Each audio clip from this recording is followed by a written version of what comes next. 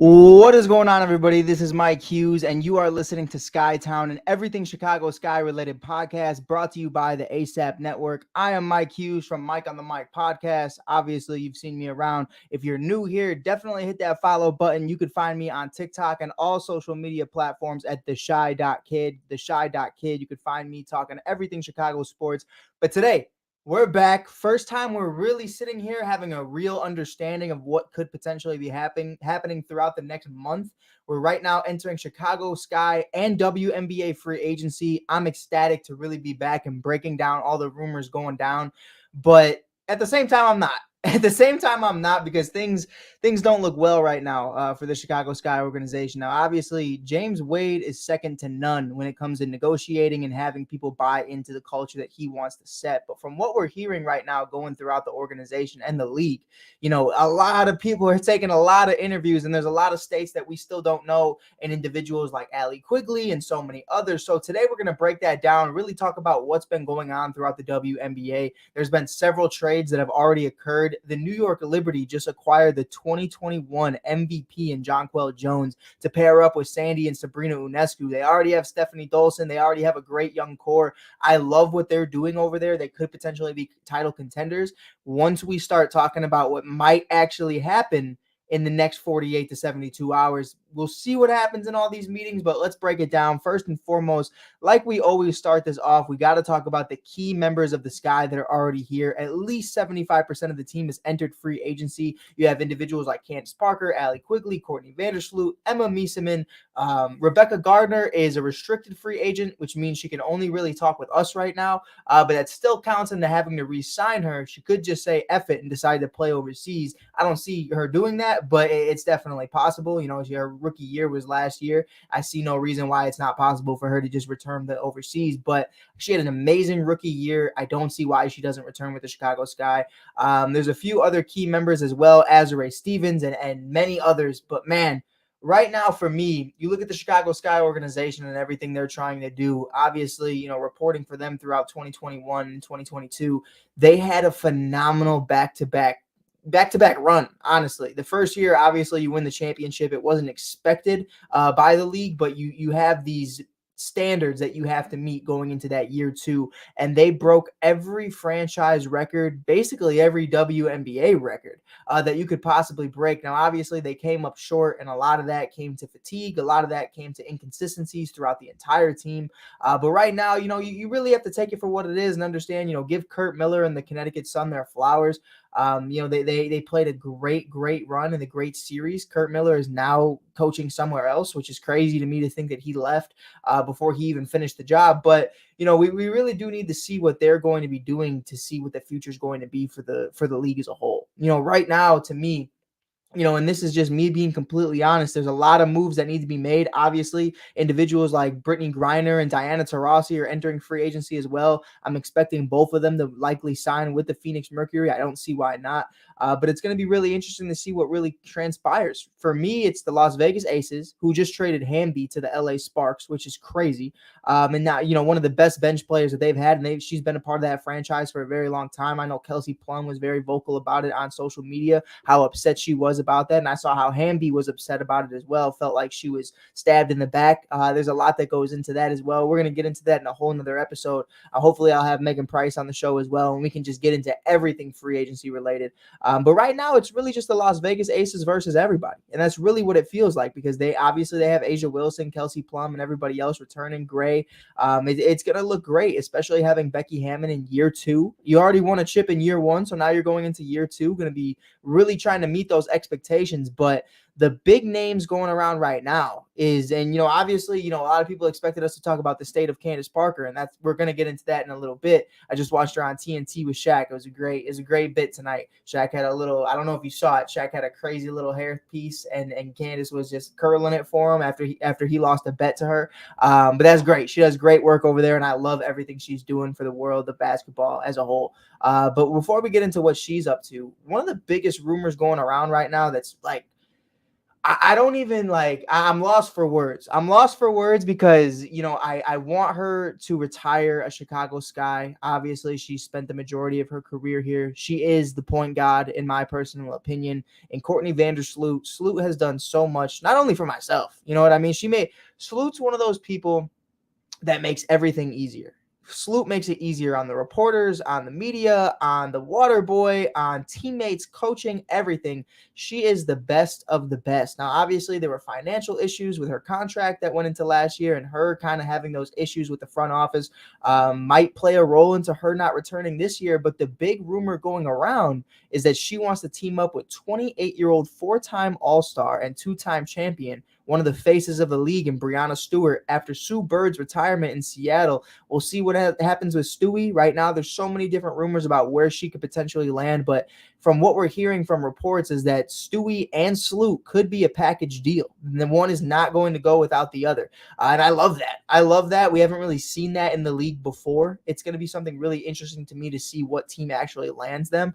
Right now, at this very moment, Sloot is meeting with 4 teams, as is Breanna Stewart. But one of the teams that Breanna Stewart's not meeting with that Sloot is obviously the Chicago Sky. So I don't know if Sloot's already met with them. We'll have to see what happens with the reports. But, as of right now, Coach James Wade and the Chicago Sky organization have a lot of convincing to do of Courtney Vandersloot to not only stay, but convince Breanna Stewart to even take a meeting. Could they even afford that? What is the financials of that? There's so much that goes into it. I really have no idea what that looks like. But the reality of it is that Courtney Vandersloot, obviously married to Allie Quigley. Allie Quigley was born and raised, I believe, in Joliet. She's from the Chicagoland area. It's going to be very hard to part ways with her if Allie decides to retire. We really don't know what that's going to look like. But one thing that might attract Courtney to Seattle is that she was born there.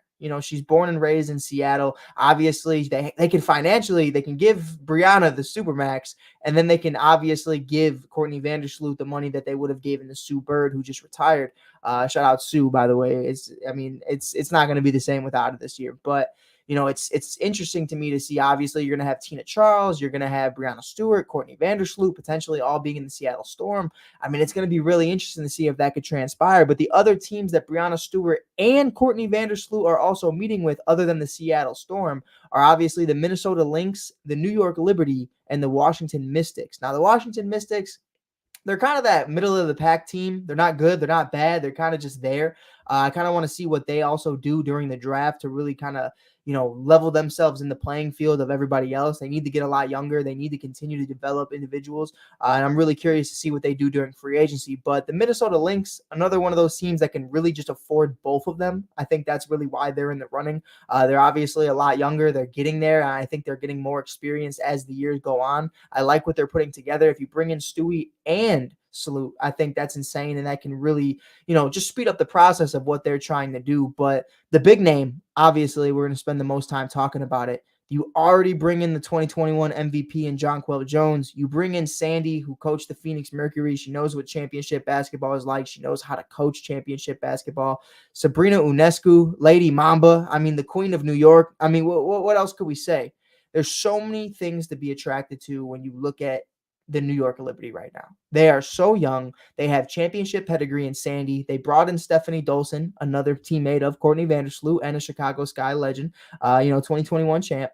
You bring in an MVP who understands what it's like to be in a championship type scenario, because obviously she comes from the Connecticut Sun and Jonquel Jones. Sabrina Ionescu, that's dog, an absolute dog. So we'll see what happens with that. But, if you could potentially find a way to bring Breanna Stewart home in her hometown in New York City, and you bring in Courtney Vandersloot as well, and you look at your starting five, I don't know if it would exactly look in this order. I don't know what Sandy would want to do, but obviously you have Sloot at the 1, you have Sabrina at the 2, Jonquel Jones, Breanna Stewart at the 4, and then you would probably have Stephanie Dolson at the 5. Jonquel Jones could play the 3, or maybe Breanna could play the 3. I really don't know which one would play the 3 or which one would play the 4, but you have 2 MVPs as the 3 and the 4. You have Stephanie Dolson, who's a great rebounder and does her job. She understands what it's like to facilitate and isolate the floor. You have obviously Courtney Vandersloot, the point guard, and then Sabrina Ionescu, who's one of the highest driven players in the whole league. You have 3 of the top 5 best players in the league. I would say, if I had to look at it and this is me being unbiased, I have to throw in a couple names here. Obviously Asia Wilson. You got to give Asia Wilson her flowers. She's one of the best in the league. You look at Breanna Stewart. You look at Candace Parker. I still throw Candace Parker in there. I don't care what anybody says. Candace Parker is out here averaging triple doubles. So, you have Candace Parker, Asia Wilson, Breanna Stewart, Sabrina Ionescu, and then Jonquel Jones. That's the top 5 players in the league. And you have 3 of them potentially, and the point guard to facilitate the floor for all of them and get them the ball. And not only do that, but create her own shot as well in Courtney Vandersloot. So, you have so much championship pedigree there. I would say it's safe to say, I love Vegas. I love what they're doing. I've interviewed and I've spoken with Becky Hammon many times, and she's great at what she does. But the reality of that situation is Las Vegas is going to have a demon on their hands if they could potentially put that together. I don't know the financials of that. It's going to be really hard to pay not only Sabrina, who's going to be one of the highest paid players in the league coming soon. Jonquel Jones is already making a lot of money. You obviously already have other individuals as well making some decent money. And Stephanie Dolson and Rue and so many others. Adding in Breanna Stewart, who's looking for a pretty good deal at the age of 28 and having a family now. It's going to be really interesting to see what happens with that. But I think it's going to be really fun. I think it's going to be great. I do want to say this first and foremost. I've seen a lot of comments talking about everybody right now, and really not understanding, why everybody's not re-signing. But it's a business at the end of the day. So, for me, I love Sloot. I want to see Sloot retire a Chicago Sky. But at the end of the day, if she wants to go get a championship or she wants to go, get paid or whatever it may be, whatever her reasons are, or maybe just a change of scenery, all power to her. You know what I mean? I'll always be rooting for her. It's always love on this side. She helped me so much throughout my first couple years reporting for the league. So, it's definitely going to be fun to continue to see her, just thrive and do whatever she wants to do. And that goes along with Allie and Emma and everybody else involved, Azure, Candace, the list goes on, Rebecca, everybody really. And it's going to be really interesting to see what happens. I hate to see them in different uniforms, but when they do come through town, I'll definitely have to chop it up with them, definitely talk about what's been going on. We got to mess around a little bit. We got to mess around with them a little bit, play some jokes here and there.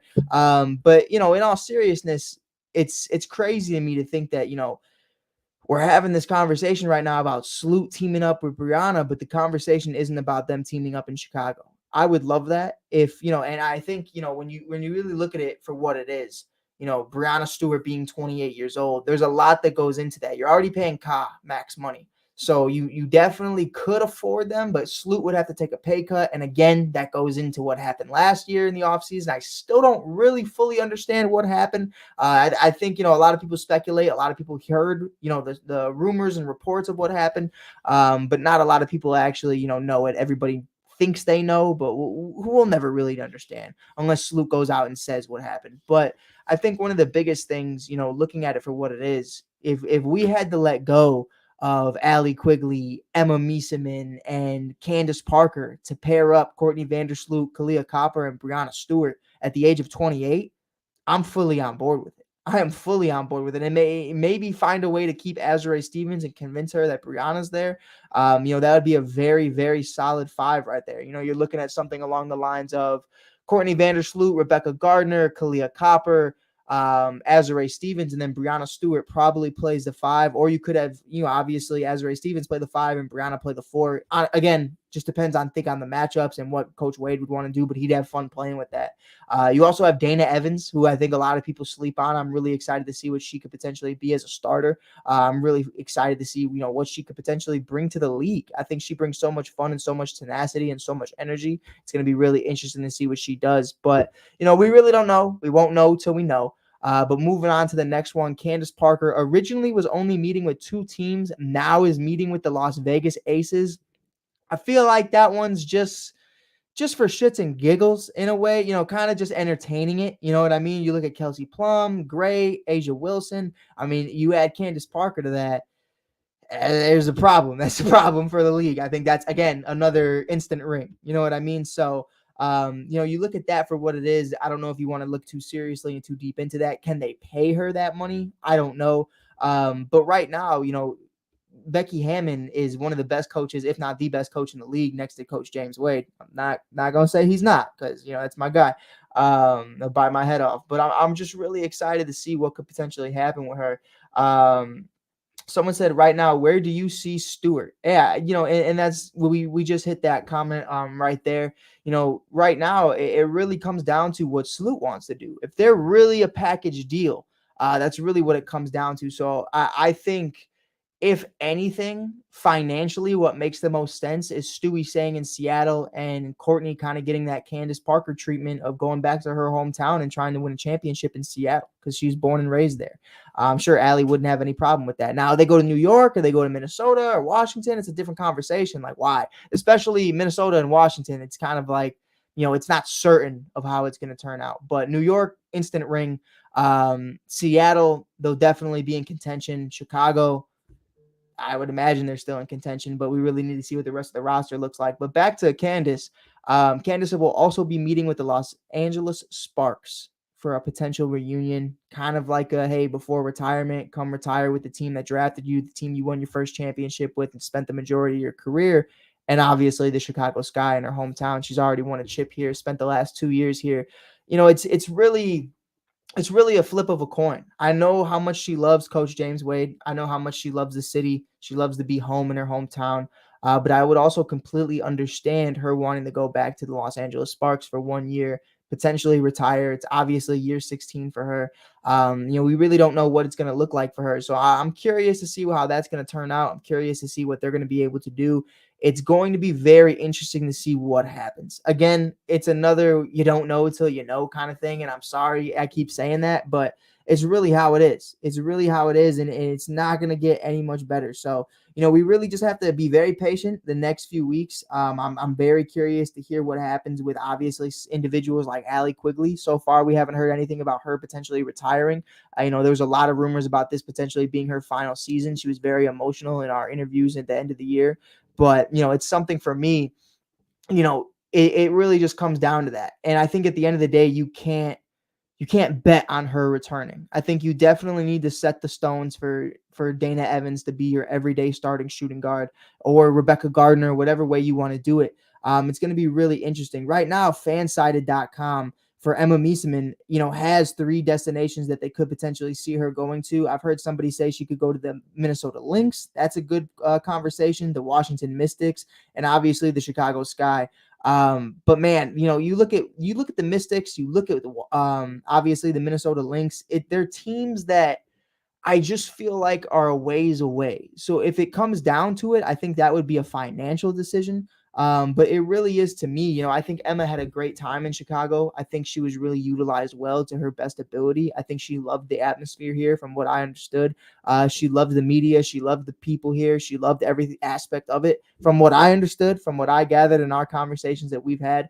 But that's really what I thought from it. So I don't see why Emma wouldn't return unless that's a financial thing.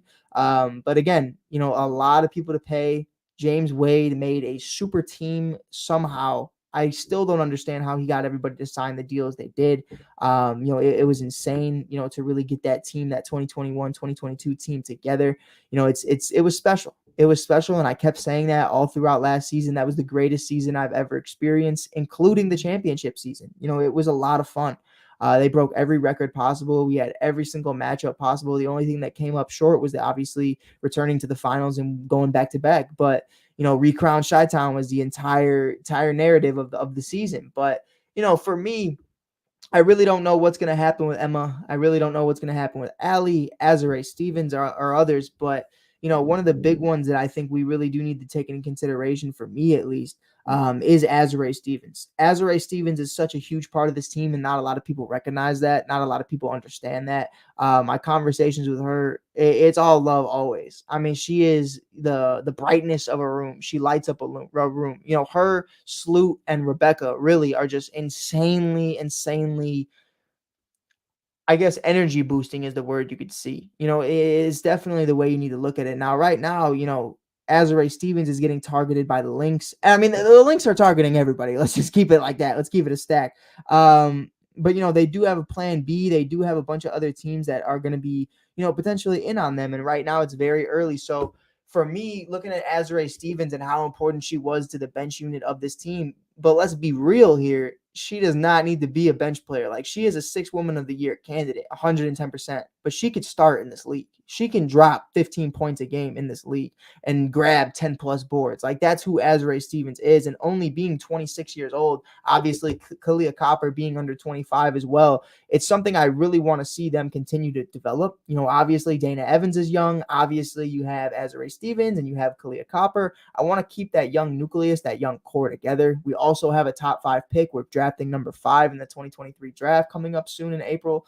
So I really am curious to see what we target there. Personally, myself, we're obviously going to have a whole drafting episode and kind of dissecting everybody in the draft and who this guy and basically everybody else should pick.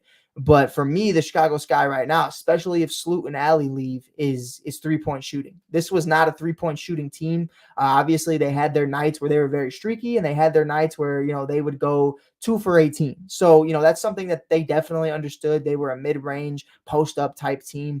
They're really going to get in your face, and they're going to drive the bucket, or they're going to drive the ball down the bucket and down the lane. So, it's definitely something I think, you need to look at for what it is and understand that it's something that needs to be addressed. Allie was very streaky. Dana didn't have the consistent playing time to really, feel the rhythm of her shot. So bringing in a rookie who, obviously can shoot the lights out the ball, that's ideal. Now, who that is, we're going to do a whole thing about that coming up very soon within the next couple months, and I'm really excited to get into that. But that's really all we have for you guys tonight, man. I mean, obviously, it's not an insane episode. We don't have any signings yet, but this is just the news that has been reported throughout the WNBA so far. Obviously, again, if you haven't caught this or you're just tuning in, Candace Parker will be taking meetings with the Las Vegas Aces, the Los Angeles Sparks, and the Chicago Sky. Courtney Vandersloot is rumored to potentially be teaming up with Breanna Stewart, the two-time champ, potentially going to Seattle, New York, Washington, or Minnesota as of right now. But Sloot also has a meeting with the Chicago Sky. Breanna does not, unless that changes throughout the foreseeable future. You look at Emma Mieseman, the Lynx are looking at her. The Lynx are looking at Azurá Stevens, Courtney Vandersloot. They're looking at everybody. Let's be real. Obviously Rebecca Gardner, she's a restricted free agent, so she'll only be in communications with us at this very moment unless we say otherwise. So I'm hoping that we get a return for Rebecca Gardner. She was one of the engines of this defense. I'm really excited to see what she could potentially do. But that's really all we got for you guys today. I'm excited to get back into it. I'm excited to be back. The WNBA is back, and Megan Price and I will be talking everything WNBA draft coming up very soon. Megan, you just missed the episode. We just talked everything Chicago Sky free agency. We're definitely hyping up, the Dallas Wings, of course, and everybody else. But it's definitely going to be interesting to see what happens throughout the next month or so. I think that's really what it comes down to, and what we need to see, as an organization is really what direction are we going? You have the number 5 overall pick. You have the money to bring back some individuals. Who's staying? Who's going? What is your idea? Because right now, you could bring back Candace and Sloot and then let everybody else walk. Or you can bring in Azurá Stevens and try to get younger as you continue to progress. You have, obviously, Dana Evans, Kalia Copper. You have Azurá Stevens, all under the age of 27. So that's going to be interesting to see what the foreseeable future looks like for them. I really want to see what direction Coach James Wade wants to go into. Is this going to be more of a building block type year where we kind of get things back together and reload going into 2024? Or are we just going to try to hit the ground running and come back like we never left? But with that being said, thank you guys for listening. This is Mike Hughes from Mike on the Mic from the All Sports All Plays Network. You're listening to Skytown and everything Chicago Sky related podcast, brought to you by the Chicago Sky and the WNBA. This has been Mike Hughes yet again. Peace.